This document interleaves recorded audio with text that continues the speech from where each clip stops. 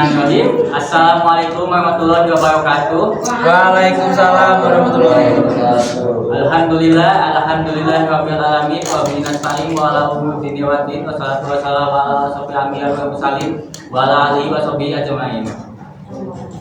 Yang terhormat kepada Ibu Guru Dr. Randa Betty Susilawati MPD.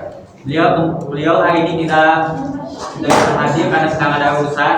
Mudah-mudahan urusannya bisa cepat selesai. Dan juga kawan-kawan sekalian yang telah menyempatkan waktunya untuk datang pada hari ini dalam rangka presentasi mata kuliah ilmu pendidikan Islam. Pertama-tama kita bacakan puji syukur pada Allah Subhanahu Wa Taala yang telah memberikan nikmat iman, nikmat Islam, nikmat sehat sehingga kita bisa berkumpul di kelas yang kita cintai ini. Sebelum kita masuk ke materi, pertama-tama izinkan saya memperkenalkan diri. Nama saya Muhammad Iqbalullah dan rekan saya di sini kami akan membawakan materi tentang lembaga pendidikan Islam. Yang pertama yaitu pengertian lembaga pendidikan Islam. Secara etimologi, lembaga adalah sesuatu acuan, sesuatu yang memberikan bentuk pada yang lain. Badan atau organisasi yang bertujuan mengadakan sesuatu penelitian ilmuwan atau melakukan suatu usaha. Adapun lembaga pendidikan Islam secara terminologi dapat diartikan suatu wadah atau tempat berlangsungnya proses pendidikan Islam. Dengan demikian, lembaga pendidikan Islam adalah tempat atau organisasi yang menyelenggarakan pendidikan Islam dengan tujuan untuk mengubah tingkah laku individu ke arah yang lebih baik. Perubahan tersebut dilandasi oleh nilai-nilai Islam. Tujuan lembaga pendidikan Islam yaitu mengembangkan semua potensi yang dimiliki manusia, mulai dari tahapan kognisi, pengetahuan, dan pemahaman siswa terhadap sejarah ajaran Islam. Untuk selanjutnya dilakukan dengan tahapan efeksi, yaitu terjadinya proses internalisasi ajaran dan nilai agama ke dalam diri siswa, dalam arti menghayati dan meyakininya. Tugas lembaga pendidikan Islam yaitu merealisasikan pendidikan Islam yang didasarkan pada atas prinsip fikih akidah, tasyari sejarah yang diarahkan untuk mencapai tujuan pendidikan. Yang kedua, memelihara fitrah anak didik sebagai insan yang mulia agar tidak menyimpang dari tujuan Allah menciptakannya.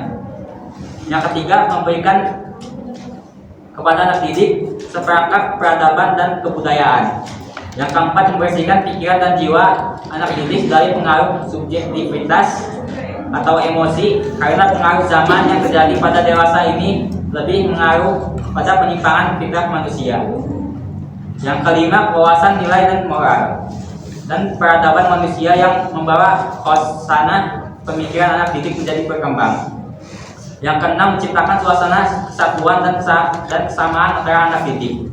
Yang ketujuh, tugas mengkoordinasi dan membebani kegiatan pendidikan.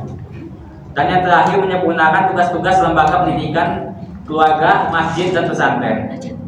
Materi selanjutnya akan dibawakan oleh Kaila. Jenis-jenis lembaga pendidikan Islam: lembaga pendidikan formal, pondok pesantren, madrasah, dan perguruan tinggi. Lembaga pendidikan non formal, masjid, dan masjid taklim.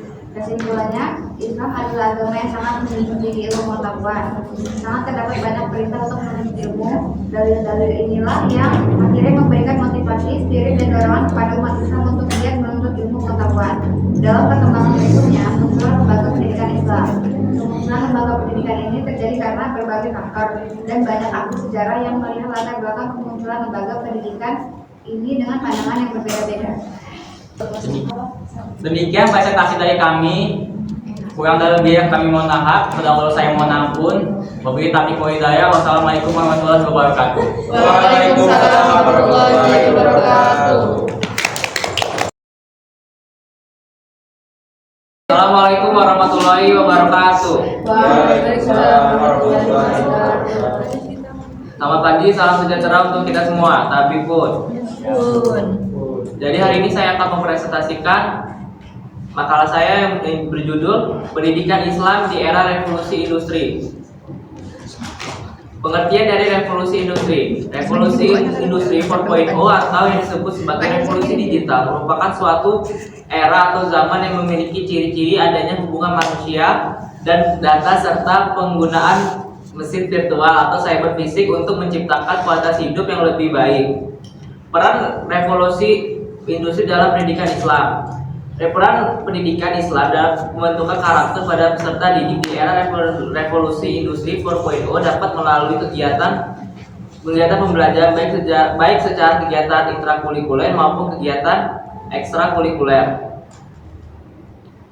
Tantangan pendidikan Islam di era revolusi industri 4.0. Tantangan kebahasaan ini mesti dituntaskan agar akses dan kesempatan untuk mendapatkan informasi dan pengetahuan semakin terbuka bagi pengembangan dan meningkatkan kualitas SDM maupun lembaga pendidikan Islam.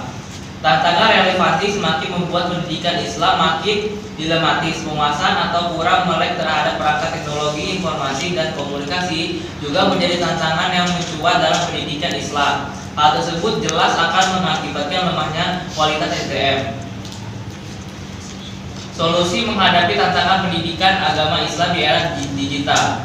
Menurut Nuryadin, perlunya langkah-langkah strategis dalam menghadapi tantangan-tantangan yang dihadapi pembelajaran. Yang pertama, meningkatkan kualitas SDM merupakan keharusan bagi pendidik agama Islam dalam mengarungi era digital.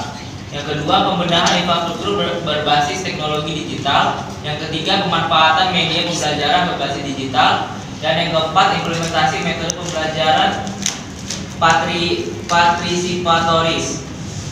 Kesimpulannya adalah tujuan utama pendidikan Islam yakni menciptakan atau membuat insan kamil atau manusia seutuhnya sebagai serta manusia mandiri berakal mulia serta memiliki keseimbangan antara jasmani dan rohaninya guna mempersiapkan tantangan kehidupan baik di dunia maupun akhirat.